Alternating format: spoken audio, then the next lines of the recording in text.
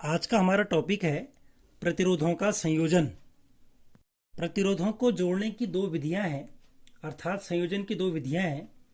पहला है श्रेणी क्रम संयोजन और दूसरा है समांतर क्रम संयोजन।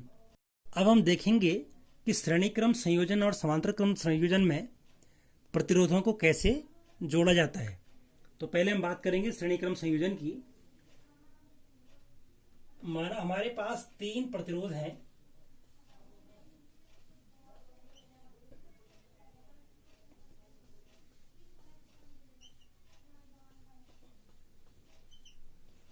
हमारे पास तीन प्रतिरोध हैं, R1, R2 और R3। तीन प्रतिरोध हैं और इनको यदि हम किसी बैटरी से जोड़ दें,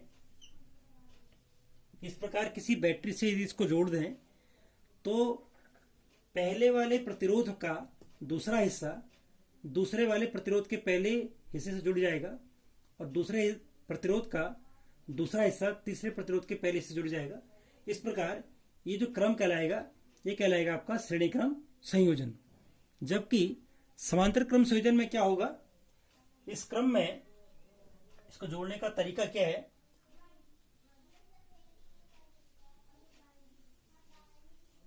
एक प्रतिरोध ऐसे लिया, फिर एक ऐसे ले लेंगे और इस प्रकार से एक तीसरा प्रतिरोध हम ऐसे ले लेंगे और इसको एक बैटरी से या सेल से इसको जोड़ देंगे। तो इस प्रकार R1, R2 और R3, इस प्रकार तीन प्रतिरोधों को हमने समांतर क्रम में जोड़ दिया। तो दो क्रम हो गए, श्रेणी क्रम संयोजन और समांतर क्रम संयोजन। अब हम देखते हैं कि इनका तुल्य प्रतिरोध कितना होता है, यानी कि अगर तीन प्रतिरोधों को जोड़ें तो इसका मान कितना हो जाएगा। तो इसका तुल्य प्रतिरोध यदि R है तो R इज इक्वल हो जाएगा आपका R1 plus R2 plus R3, यानी कि इन तीनों को जोड़ने पे कितना प्राप्त होगा, R1 plus R2 plus R3 प्राप्त होगा।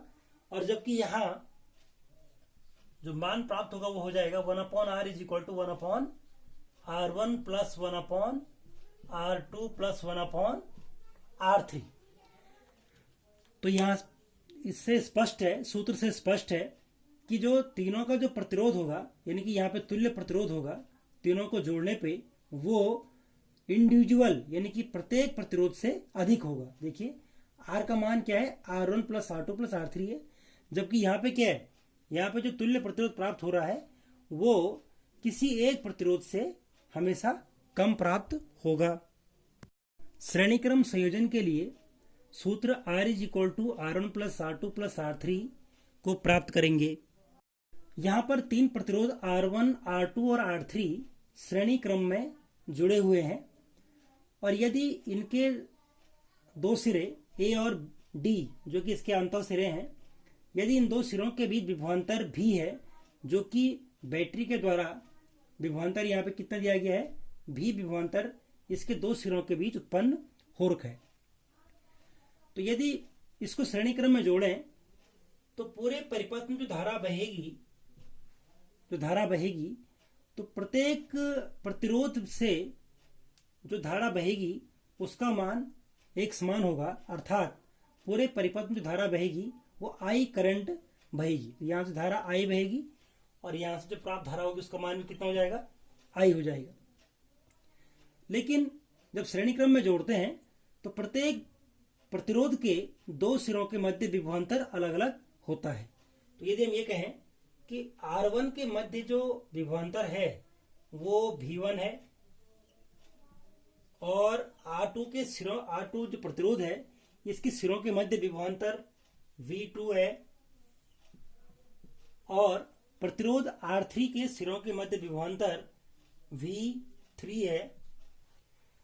तो इस प्रकार से एक चीज हमको समझ में आई कि करंट यानी कि धारा तो एक समान बहेगी, यहां भी धारा I होगी, यहां भी I और यहां भी I, लेकिन विभवांतर क्या होगा, तीनों प्रतिरोधों के सिरों के मध्य विभवांतर अलग अलग होगा, V1, V2 और V3।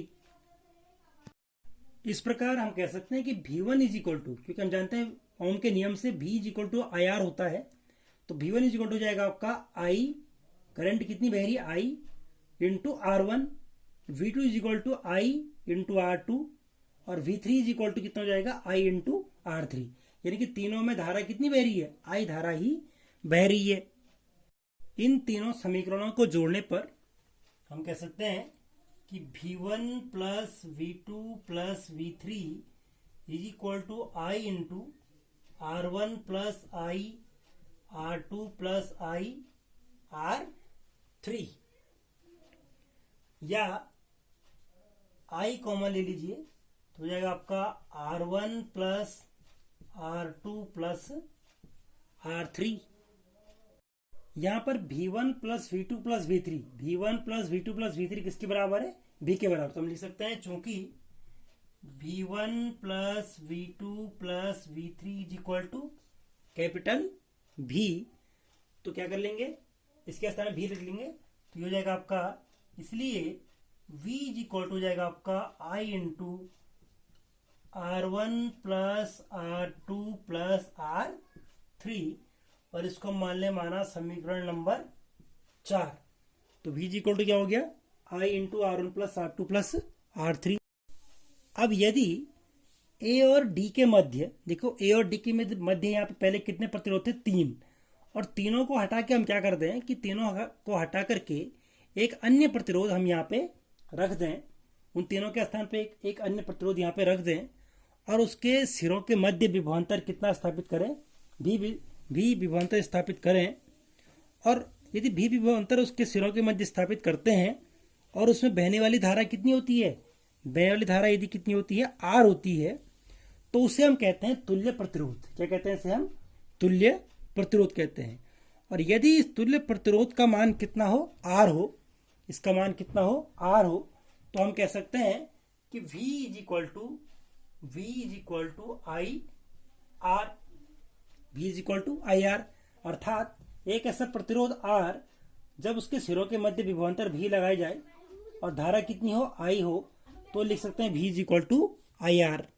इसको यदि हम समीकरण नंबर 5 कह दें तो हम कह सकते हैं कि समीकरण नंबर 4, जो समीकरण 4 है, समीकरण 4 और 5 में तुलना करने पर, समीकरण 4 और 5 में तुलना करने पर हम कह सकते हैं, देखिए V इज इक्वल टू, ये दोनों पक्ष देखिए, इसमें लेफ्ट हैंड साइड बराबर है V और V, तो हम लिख सकते हैं कि I R is equal to कितना हो जाएगा, I into R1 plus R2 plus R3, ऐसा ही कैंसिल, तो लिख सकते हैं R is equal to R1 plus R2 plus R3।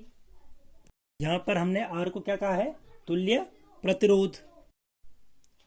अगला टॉपिक है समांतर क्रम संयोजन, अर्थात जब प्रतिरोधों को समांतर क्रम में जोड़ा जाता है तब उनका तुल्य प्रतिरोध कितना होता है, ये हमको डिराइव करना है।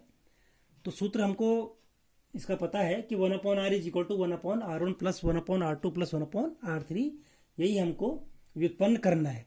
तो यहाँ पर देखिए तीन प्रतिरोध हमने ले रखे हैं, R1, R2 और R3, जो कि समांतर क्रम में जोड़े गए हैं। और यदि इनके दो सिरों के मध्य विभवांतर भी स्थापित किया जाए तो हमको ये याद रखना पड़ेगा कि समांतर क्रम संयोजन में प्रत्येक प्रतिरोध की, देखिए 3 प्रतिरोध हैं, तो तीनों प्रतिरोधों के सिरों के मध्य विभवांतर कितना होगा, विभवांतर भी होगा। यानी कि इसके सिरों के मध्य विभवांतर भी होगा, यहाँ पर भी और यहाँ पर भी विभवांतर होगा। लेकिन जो धारा होगी वो धारा अलग अलग होगी। यानी कि यहाँ पे जो धारा बहेगी इसको हम कह सकते हैं कि इसको हम कह सकते हैं माना I1, इसको कह सकते हैं I2 और इसको कह सकते हैं I3। तो तीनों प्रतिरोधों में से जाने वाली धारा का मान क्या होगा, अलग अलग होगा, I1, I2 और I3।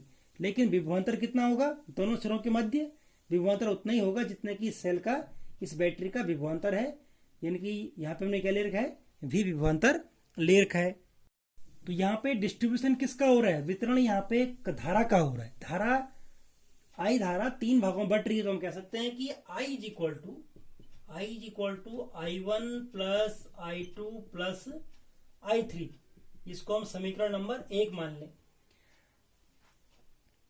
चूंकि हम जानते हैं कि V इज इक्वल टू होता है आई आर, या आप कह सकते हैं कि I is equal to V upon R. तो I1 का मान कितना हो जाएगा, I1 हम लिख सकते हैं I1 इज इक्वल टू जाएगा आपका V अपॉन R1। इसी प्रकार I2 इज इक्वल टू क्या हो जाएगा, I2 इज इक्वल टू जाएगा V अपॉन R2, और I3 इज इक्वल टू जाएगा आपका V upon R3। I1 I2 I3 का मान निकाल लेंगे क्योंकि V कांस्टेंट रहेगा। इनके मान समीकरण नंबर 1 में रखेंगे तो क्या हो जाएगा, I is equal to V upon R1 plus V upon R2 plus V upon R3।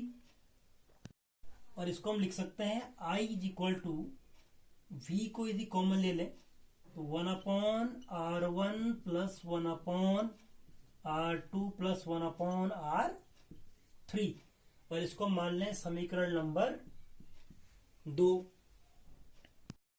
यदि इन तीनों प्रतिरोधों के स्थान पर हम सिर्फ एक प्रतिरोध रखें और हम उसे कहें तुल्य प्रतिरोध, तो यदि हम कह सकते हैं यदि बिंदु ए और बी के बीच तुल्य प्रतिरोध आर हो तो ओम के नियम से क्या हो जाएगा, V is equal to I R, या क्या हो जाएगा, I इज इक्वल टू कितना हो जाएगा, I is equal to V upon R हो जाएगा। इसको मान लें समीकरण नंबर 3। अब हम क्या करें कि समीकरण 2 और 3 से समीकरण